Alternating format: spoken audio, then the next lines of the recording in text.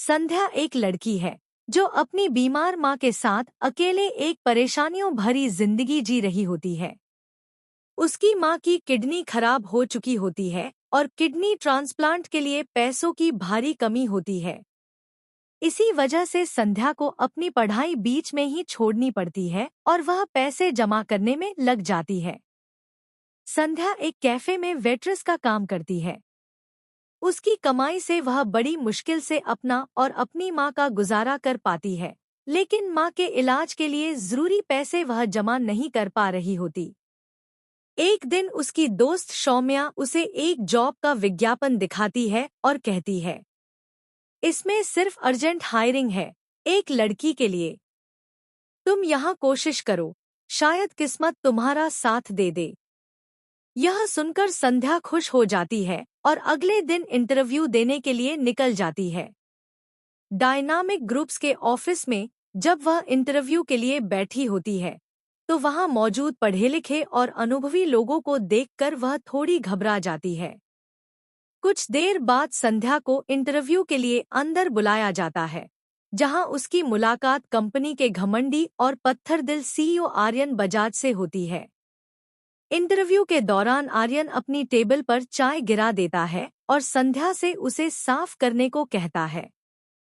संध्या घबरा जाती है और चाय साफ करने की कोशिश ही कर रही होती है। तभी आर्यन अचानक बची हुई चाय उसके कपड़ों पर फेंक देता है और कहता है, इसे साफ कर सकती हो? संध्या डर जाती है और चुपचाप वहीं खड़ी रह जाती है। आर्यन हंसते हुए कहता है, तुम्हें तो यहाँ एक सफाई वाली की नौकरी मिल सकती है। पैसों की मजबूरी के कारण संध्या खुद को यह काम करने से रोक नहीं पाती और कहती है, ठीक है सर, मैं कल से ही काम पर आ जाऊंगी। काम करते करते संध्या के 3 महीने बीत जाते हैं। एक दिन अचानक आर्यन गुस्से में उसे अपने ऑफिस में बुलाता है और कहता है, तुम्हें मुझसे 1 साल के लिए कॉन्ट्रैक्ट मैरिज करनी होगी।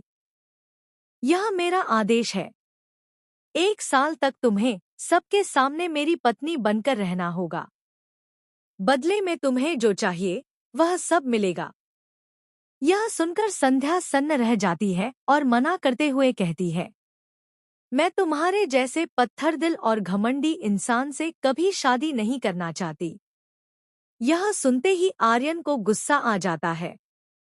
वह संध्या का हाथ जोर से मरोड़ते हुए कहता, तुम मुझे मना नहीं कर सकती। यह मेरा आदेश है। तुम्हें यह करना ही होगा। अगर तुमने चालाकी की तो तुम्हारी नौकरी तो जाएगी ही, साथ ही इस पूरे शहर में तुम्हें कहीं भी काम नहीं मिलेगा। मैं जानता हूँ कि तुम्हें पैसों की कितनी जरूरत है। अगर तुम अपनी माँ को जिंदा देखना चाहती हो तो चुपचाप इस कॉन्ट्रैक्ट को मानकर मेरी पत्नी बन जाओ।